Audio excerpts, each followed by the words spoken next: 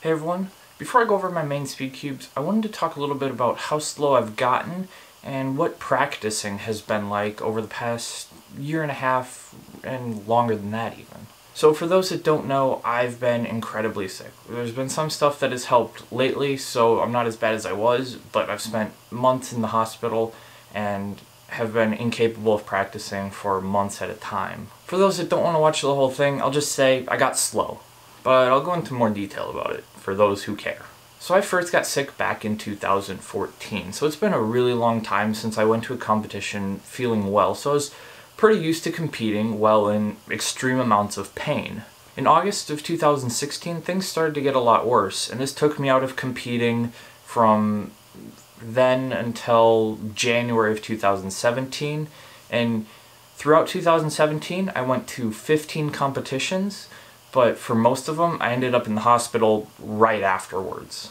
So back to 2016. At the beginning of getting worse, I was still practicing quite a lot. I could sit up several times throughout the day, and while I was sitting up, I would like to spend that time practicing. I broke personal bests during this time in 3x3, and I figured once I got back to competing, things would be alright. Unfortunately, I kept getting worse to the point where I couldn't sit up at all during the day, and so I wasn't practicing any events at all. And that sort of started in October of 2016, and that's what carried on until about December of 2016 when I went to the hospital for the first time. I spent a week there, and I was doing a little bit better after that. So my first goal after getting a little bit better was to be able to go to competitions again. That's one of the most fun things I ever do, and I really wanted to see my friends. I had to cancel out of so many competitions that I signed up for in hopes that I'd be able to go. And like when it came time to go, I would try so hard to make it, but I couldn't make it to the car.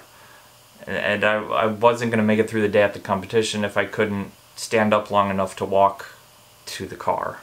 So I guess I started practicing little bits at a time. It's hard to just jump fully back into something after being out of it for so long. So I practiced some stuff, and I wanted to practice everything right away. I was missing so many events that I enjoyed solving that I didn't know what to do first, so I just kind of scatterly did everything. Also, I think it's worth mentioning that in the time I was getting worse, my previous sponsor, Cubes for Speed, completely closed their store down. And then after that, Eric from Cube Depot was nice enough to offer me another sponsorship, which really helped with competing a lot, getting back into it. My first competition back was in January 2017 in Michigan. That's about a 7.5 hour car ride. I was pretty excited. I was able to get some new cubes from Cube Depot, and I was ready to start competing again. I was hoping that my times from when I kind of stopped practicing would continue on. Not so much. So this was a 2-day competition and had a lot of events I was excited to do, and I thought I could get a personal best in. Unfortunately, the competition ended up being much rougher than I had anticipated, and I did end up breaking a 3x3 personal best average by 2/100ths of a second, but it was a personal best from 2015, although I was still excited to get that. My times at the competition kind of reflected what I was getting at home at the time, just slower than what I used to be, and it was honestly kind of frustrating. Even though I did end up in the hospital the day after that competition, I still kept trying to compete. I competed, I think, once in February, and then several times throughout March and April. And the results kind of stayed the same. A lot of my averages were just kind of mediocrely slow for me, and I was practicing at home, and I was getting personal bests at every competition, but it just wasn't really the same. And there were some events I couldn't compete in completely, like FMC and multi-blind. Those are some events I really enjoyed doing, but I quickly realized after trying to compete in them that it wasn't reasonable for me to be able to kind of compete. Throughout 2017, I kept competing, and the competitions kept getting harder and harder to go to as I continued to get worse all of the time. But this wasn't always a bad thing for my speed.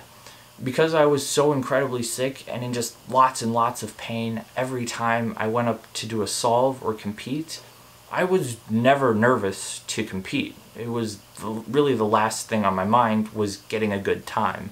So I would get up to compete and just try really hard to focus on my solve Sometimes it worked better than others, but I got alright results every once in a while and would get personal bests every competition.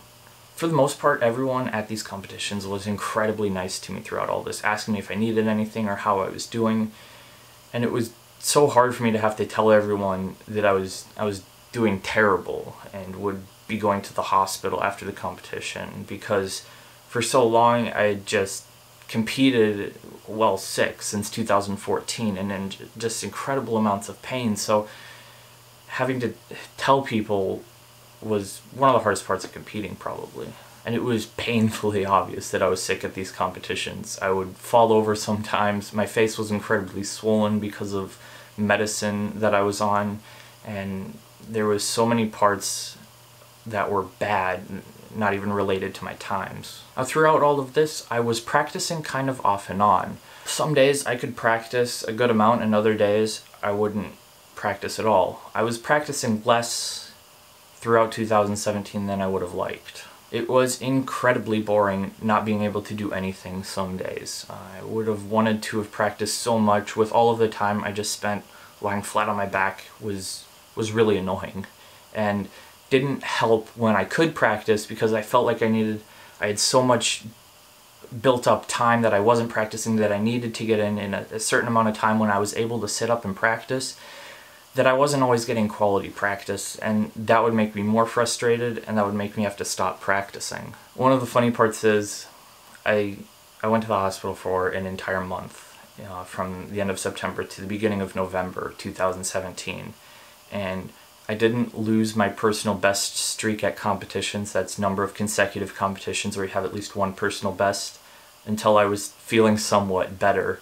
And I didn't practice at all, really, during that time. I did practice some, because I got my GAN Air SM while I was in the hospital, but for the most part, you have to be lying down, and it was uncomfortable to practice, but I wanted to so much, and it was just so hard, but I was able to do it, and I thought I could get a personal best, and I came so close on so many events at the competition where I lost it, that it was very frustrating. If you have any questions about any of this, feel free to leave it in the comments. I'll try and get back to them.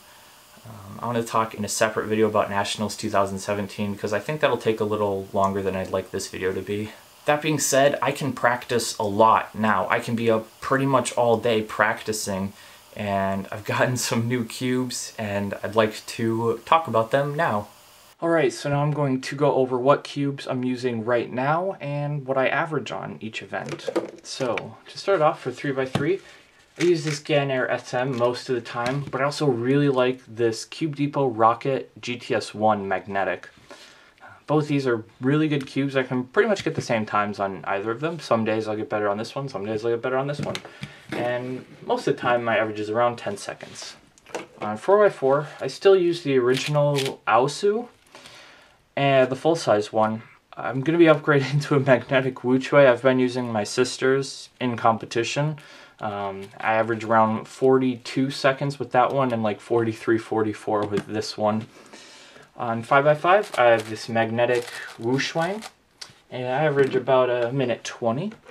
6x6, I have this magnetic Yushin Red that's been spring swapped. I average about 225. 7x7, I use the magnetic Wuji. I magnetize this myself. I've had a couple of pieces break recently. I haven't quite replaced them yet. Average about 3 minutes 35 seconds, I'd say. For one hand, sometimes I use this Volk, or I'll use one of these two cubes. This doesn't have magnets in it. For feet, I'll either use a Tanglong or this GTS2 magnetic that I magnetized myself. For clock, I use this Lingao clock with Rubik's brand pins. I do have magnets on the way though, so I may try out one of those soon and see if I like it. For Megaminx, this is actually my favorite event. I use the X-Man Galaxy version 2 that I magnetized myself. For Pyraminx, I've been using this Moe magnetic. I kind of like it. It's kind of slow, and I like that because I can control it. I do have the Bell Pyraminx, but it's a little fast for me. I have this Square One. It's a Volt, and I average probably around 30 seconds. This is actually my sister's Scube, but I use it in competitions. It's the Wingy Scube. I average like 6 or 7 seconds on that. For blindfolded, I use this blindfold and this Tang Long. Oops. I average about, say like a minute 50 around there, sometimes more, sometimes less. It is blindfolded. For multiple blindfolded, I have here the rest of the colors of Tang Long, so brown, pink, blue, teal, or cayenne I think it's called, primary gray, and white. And so I have 8 cubes for multi-blind, including that black Tang Long, and I'd say I average around 6 points.